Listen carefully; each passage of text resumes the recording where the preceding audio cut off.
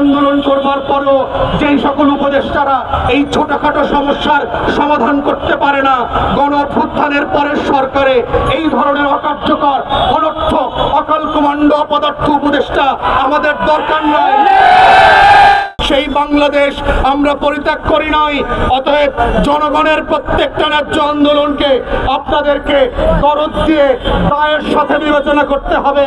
এবং আমরা বারবার দাবি করেছি এই স্কুলগুলোকে আপনারা ভেটিং করেন। ইতিমধ্যে বাংলাদেশ সরকারের মন্ত্রণালয় থেকে ভেটিং করে 450-র উপর স্কুলকে আইডেন্টিফাই করা হয়েছে যে তারা রাষ্ট্রের সকল নিয়ম নীতিমালা অলরেডি পূরণ করেছে। তারপরও কেন নিবন্ধন দিচ্ছেন না? তারপরও কেন তাদেরকে আটকে রেখেছেন?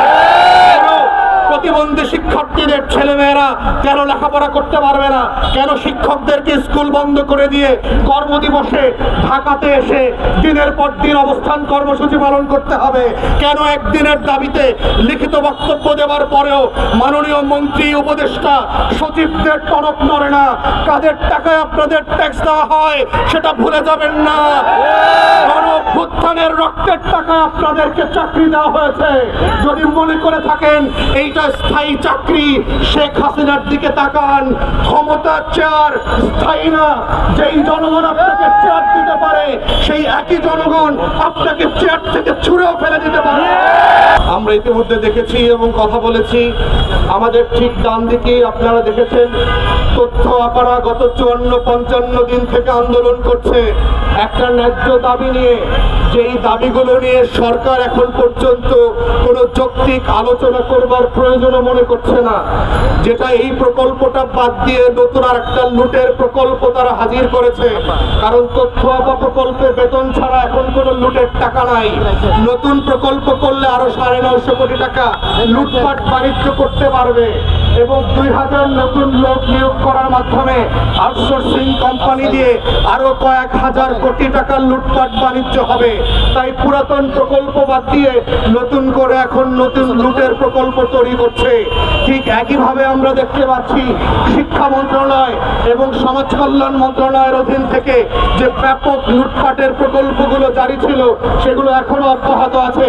কিন্তু ন্যূনতম সেবা যেই প্রকল্পগুলোর মধ্য দিয়ে রাষ্ট্র তার প্রান্তিক জনগোষ্ঠীকে, সবচেয়ে পিছিয়ে পড়া জনগোষ্ঠীকে দিতে চাচ্ছিল, সেই প্রকল্পগুলোকে আওয়ামী ট্যাগ দিয়ে এদিক ওদিক করে গোপালগঞ্জ প্রকল্প, এই প্রকল্প সেই প্রকল্প বলে এগুলোকে হেনস্থা করা হচ্ছে এবং আন্ডারমাইন করা হচ্ছে।